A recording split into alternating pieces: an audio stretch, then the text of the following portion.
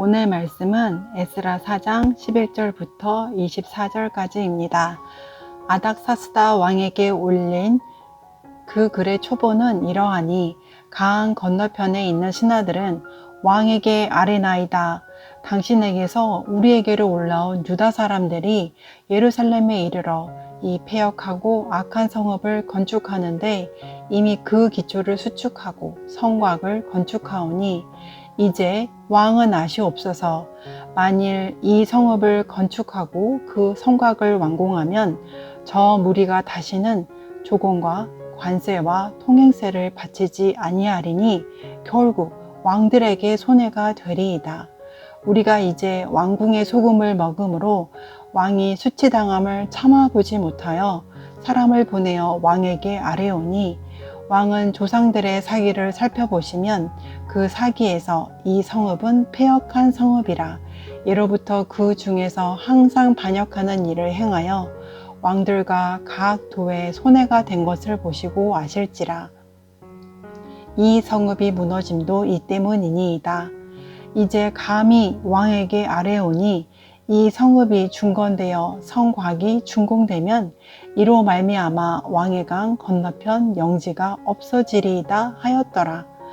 왕이 방백 르훔과 서기관 심세와 사마리아에 거주하는 그들 동관들과 강 건너편 다른 땅 백성에게 조서를 내리니 일렀으되 너희는 평안할지어다. 너희가 올린 글을 내 앞에서 낭독시키고 명령하여 살펴보니 과연 이 성읍이 예로부터 왕들을 거역하며 그 중에서 항상 패역하고 반역하는 일을 행하였으며 옛적에는 예루살렘을 다스리는 큰 군왕들이 있어서 강 건너편 모든 땅이 그들에게 조공과 관세와 통행세를 다 바쳤도다. 이제 너희는 명령을 전하여 그 사람들에게 공사를 그치게 하여 그 성을 건축하지 못하게 하고 내가 다시 조서 내리기를 기다리라. 너희는 삼가서 이 일에 게으르지 말라.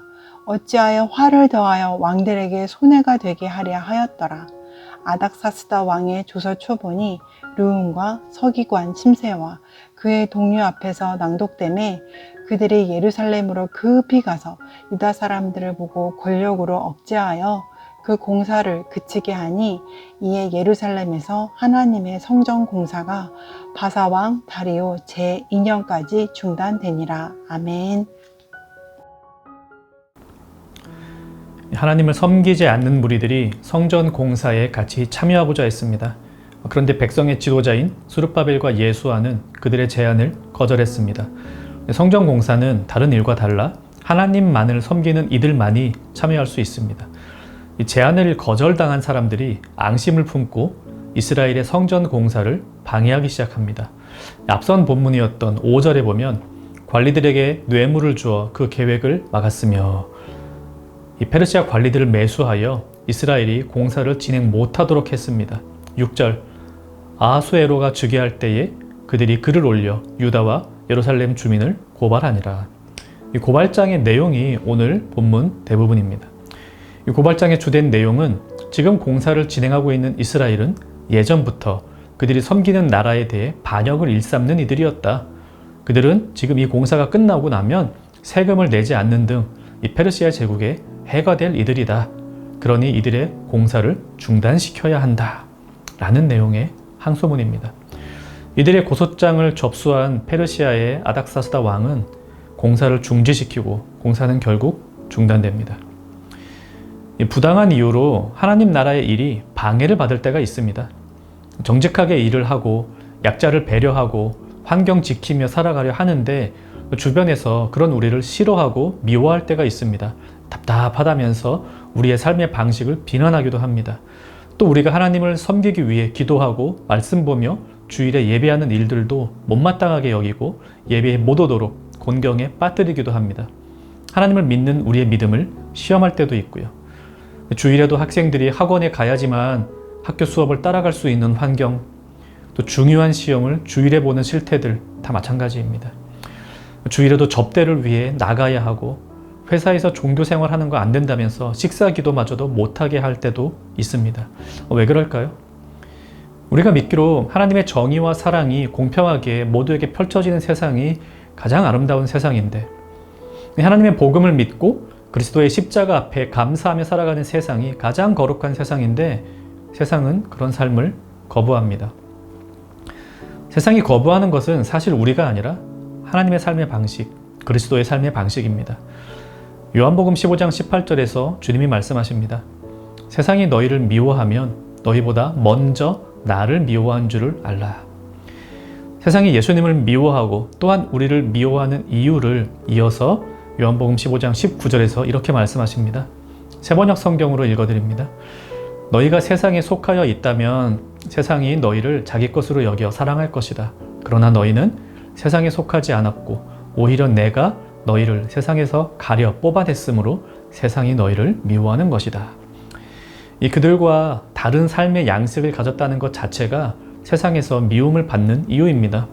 좀 더 이기적이고 좀 더 쾌락적이고 좀 더 파괴적이고 좀 더 경쟁적인 삶을 살아야 세상 사람다운데, 그리스도의 가르침을 본받는 이들이 그런 삶을 살기 거부하니 세상은 그들을, 즉 우리를 미워합니다.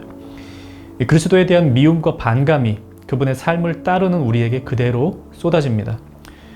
그렇다면 우리가 예수님을 따라 살다가 예수님을 위해 살다가 받는 핍박과 억울함은 오히려 우리의 기쁨이 됩니다.